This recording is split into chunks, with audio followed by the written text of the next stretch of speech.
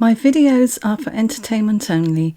All source materials in my videos are from the public domain and comply with the USA Fair Use and UK Fair Dealing guidelines. Please note that this is the only and original Celt News channel. I do not have a backup channel in a similar style. Thank you for all keeping the comments polite, interesting and especially humorous. Much love, Celt News. If you haven't already, please take a moment to click the subscribe button below and also the bell button to receive an email alert when I post my next video. Thanks.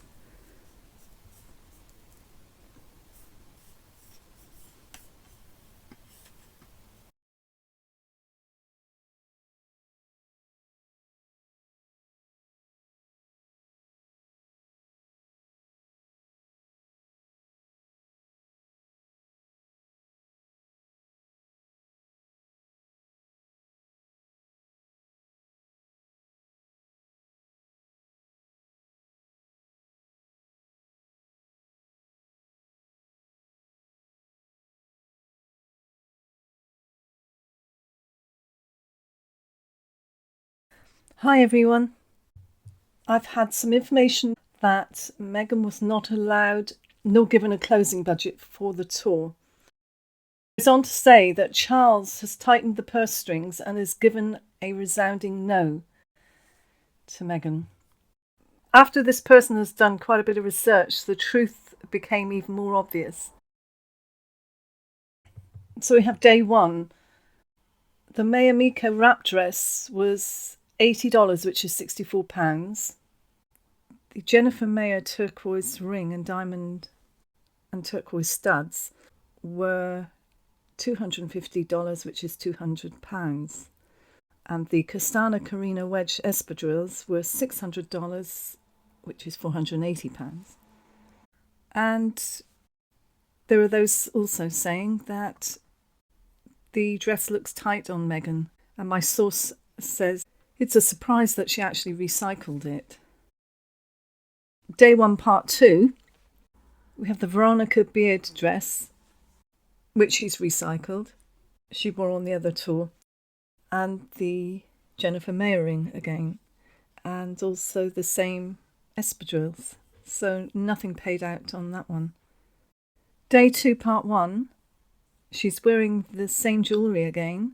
A jeans jacket, Madewell jeans jacket, Mother denim, Brother Valley's whiskey flats, sunglasses, and her Madewell tote bag, totalling that day £62. Day two, part two, her dress is an LA-based brand founded in 2015. Full-length milli dress, $325, is made of 100% recycled nylon. I cannot think of anything worse to wear in South Africa than recycled nylon. Also in probably the least flattering colour. And it goes on. Her flats are between $100 and $120, which is £80 to £96. Nothing on the head covering yet.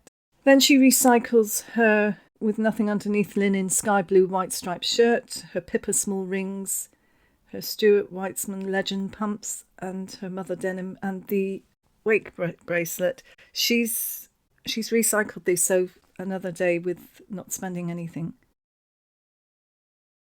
And the smart set trousers were $140, which is £120. Shirt was $125, which is £100. And as she was merching these, she says, I think it's safe to say these were free. The belt was $106, which is £85. And the shoes, $665, which is £532. Reports say that Harry and William are sharing around $4 million every year. The commentator was curious since the household's expenses are paid for by Prince Charles. He added that it might indicate that Charles may no longer fund Meghan and Harry. And then the Express says, this was back in July, Prince Harry and Meghan in shock split with Prince Charles. How's he going to afford it? Prince Harry and Meghan Markle have stumped Buckingham Palace aides by appearing to now split from Prince Charles and Camilla after already dividing the royal family by breaking away from the Duke and Duchess of Cambridge and Kensington Palace. Old news, but very relevant with what's happening now. The American and the Duke of Sussex are no longer listed on the recruitment page of Prince Harry's father, Prince Charles's website. Prince William and wife Kate, however, remain there. One family friend said of Harry, "He wants to control everything and everyone he's involved with. How's he going to pay for it is another question." Under the recruitment lab of the Clarence House website, vacancies are listed for staff keen to work for Charles and Camilla and the Cambridges. Regardless of there being any vacancies available, the Duke and Duchess of Sussex were listed at the top of the site, along with Charles, Camilla, William and Kate. The couple are no longer there. The suspicion the Duke and Duchess of Sussex have now split from Prince Charles on his website also raises questions about funding. The costs of Harry's office and his royal duties are met by a stipend from the Prince of Wales. Between them, Harry and William share about $4 million a year, with the lion's share going to the direct heir to the throne. But without his father's support, Harry would have to turn to the Queen for funding, and she already has a lengthy list of people to support. And this part of this other article, the news comes after a reported feud with Kate caused a rocky start to Meghan's first year as a royal and ended with the new mother and Harry separating from Kensington Palace to be managed by Buckingham Palace, dividing the so-called Fab Four. It began when Princess Charlotte's bridesmaids dress-fitting for Meghan's wedding left Mother Kate in tears. Meghan was also said to have infuriated the royal family when she asked for air fresheners during her wedding at St George's Chapel, insisting it had a musty smell. Again, old news, but very relevant in what we're talking about here.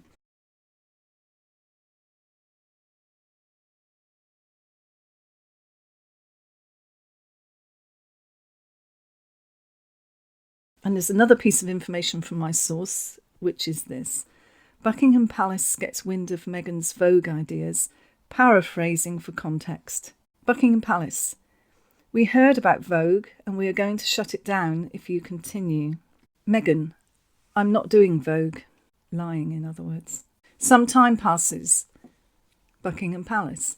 Why are we hearing that you are still involved with Vogue when we advised you not to do it? Meghan. I'm not doing Vogue. Don't know why you heard that. More time passes. Buckingham Palace. We heard again you are still involved with Vogue. Why? Meghan. Oh, that. Well, it's done now and will be published and out August the 2nd. Yes, folks, she lied numerous times about doing the Vogue issue and only admitted to her involvement when it was too late to back out. And then this following was shared on the 30th of July. And it's from the Daily Beast. Meghan Markle decided to edit an issue of British Vogue without consulting high-ups at Buckingham Palace, the Daily Beast understands. Uh-oh. And the title says, Did Meghan Markle's September Vogue blindside Buckingham Palace? Looks like it did. Then we have Meghan talking to a group of people over a meal on the tour, and she says, she's obviously referring to Archie, and she says, our place is full with a 5-month-old at the moment. So all these dates are conflicting about the baby. IB Times wrote in an article stating that Archie was 7 months old. Good Housekeeping wrote that Archie was 6 months old. And Omid Scobie said that Archie was 5 months old. So we know it's obvious that Archie was not born on May the 6th. And they go on to say this is the story that they have to stick to. When he's years old, a few months won't make any difference, will it? But obviously now, a baby several months, the first few months of his life, give or take a week or two, it's not so bad, but months, you can't do it. And then my source calculates here exactly when he was born, and it works out that he's 0 years, 4 months, and 18 days old at that time. I know sometimes people can round up somebody's age up to the nearest birthday or the nearest month when it's a new baby, but it's very varied here, and his own mother doesn't know. So it looks very much as if the days of her wearing these amazing designer dresses could be over, apart from when she gets lent them, I guess. Well, I see 2 things here. One, she's not got the clothing allowance anymore, and I guess that her PR have advised her to appear to be recycling things like the Queen and Catherine to gain the public's respect, perhaps. So let me know what you think. I'll leave the comments open in this one, and I'll see you in the next one. Thanks for watching. Bye.